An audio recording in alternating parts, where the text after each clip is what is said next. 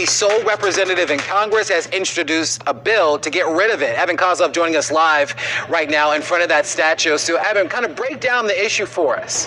Sure, Larry. Yeah, we're talking about Albert Pike. That's who this statue commemorates right here. You can find it right by Judiciary Square, right off of Indiana Avenue, and it's been here for a long time. We're talking about 118 years.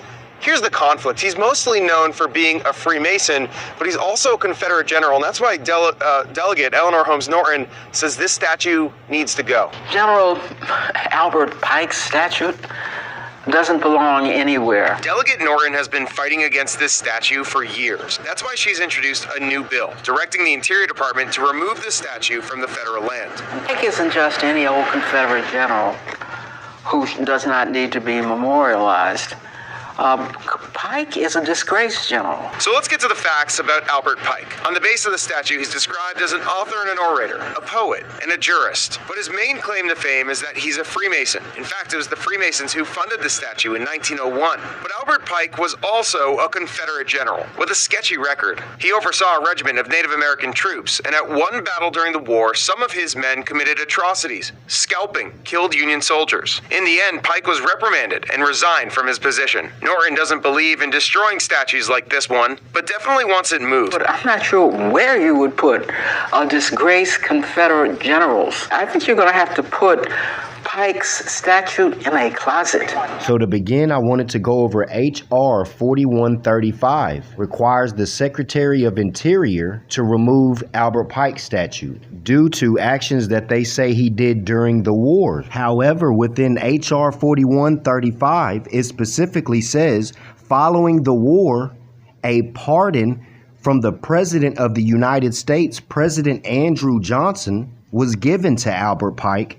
As well, the President of the United States gave a universal pardon. He states, by virtue of the power and authority in me vested by the Constitution. Therefore, how can judgment or punishment be retroacted when it was already pardoned personally to Albert Pike by the President then of the United States of America, her government? So no matter your emotions or feelings, that does not supersede the President of your government making a pardon, not only personally to Albert Pike, but a universal pardon. Again, your feelings and your emotions do not supersede law set down by your president of your government over 100 years later because of the way your emotions are. Now, Miss Norton claims to be a supporter of the First Amendment, the freedom of speech. However, Abraham Lincoln is documented arresting news reporters who put any newspapers out against him. As well, he suspended the writ of habeas corpus. I would like to also put on the record the Pennsylvania Gazette, in which Benjamin Franklin had advertisements that contained the sale of slaves, of which we find 3 or 4, one relating to a whole snowload of men and women servants. So women as well. So my question to Miss Norton is she going to pull down those $100 bills out of her pocket and not use them anymore?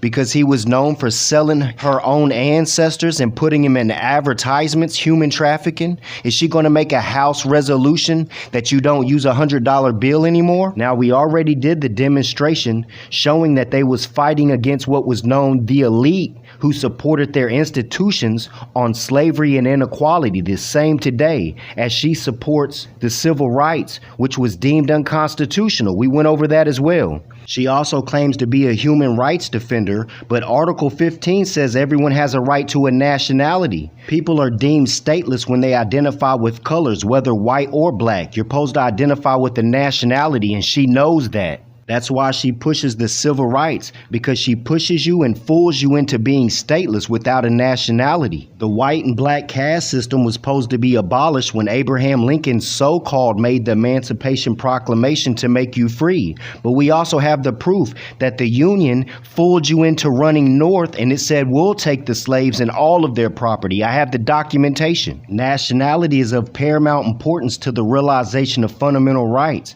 And that's not my words, that's the Supreme Supreme Court case law. Now, there was over a half hour of them trying to pull down that statue, and these police that was in Washington, D.C. allowed them to do that. They're sitting right there watching the whole time. Now, this H.R. 4135 says the Freemasons are in support of permanently removing the statue so that it shall not serve as a source of contention or strife for the residents of their community. So that let me know right there, Jim Crow, all of them over there at the temple, you all are traitors. Jim Crow, whether etherical or spiritual, your seat is vacant. I don't know if these people thought that the Pike bloodline just fell off the face of the earth, but that's coming from the bloodline of the Pike daughters. Your seat's vacant. You a traitor. El Hatama.